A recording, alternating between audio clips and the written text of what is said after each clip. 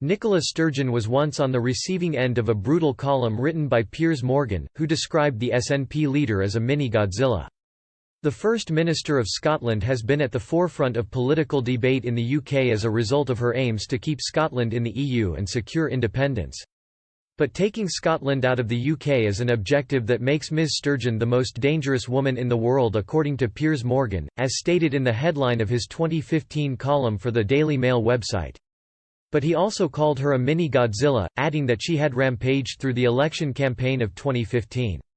The SNP would benefit from this, as the party secured a remarkable 56 seats, an increase of 50.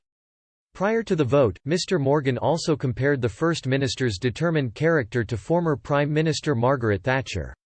He said, "No, fantastic isn't quite the way I'd describe Ms Sturgeon. Try terrifying.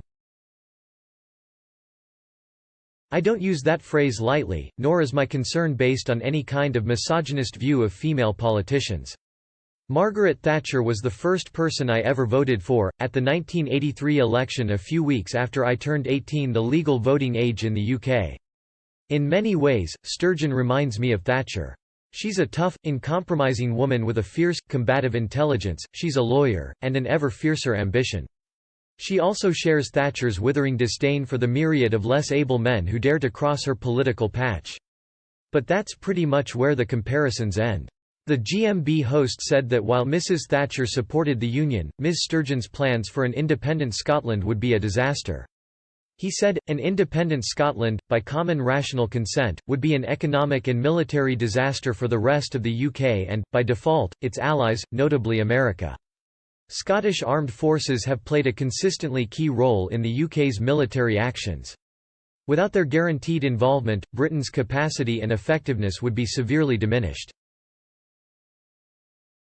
Which is bad news for an America which knows that, even if their actual numbers are relatively small, having British forces on the ground in places like Afghanistan and Iraq is very valuable politically.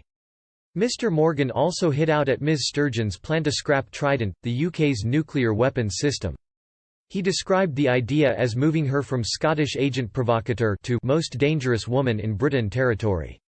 Scrapping the weapons system is still an objective for Ms Sturgeon today, claiming before the 2019 general election that it could even stop her forming a coalition with the Labour Party.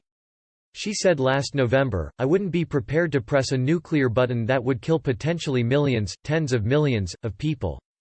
But there's also the opportunity costs of Trident, the billions, tens of billions, that are required to renew Trident in my view are better spent on stronger, conventional defence that is more effective to protect our country but also hospitals and schools and better social security provision.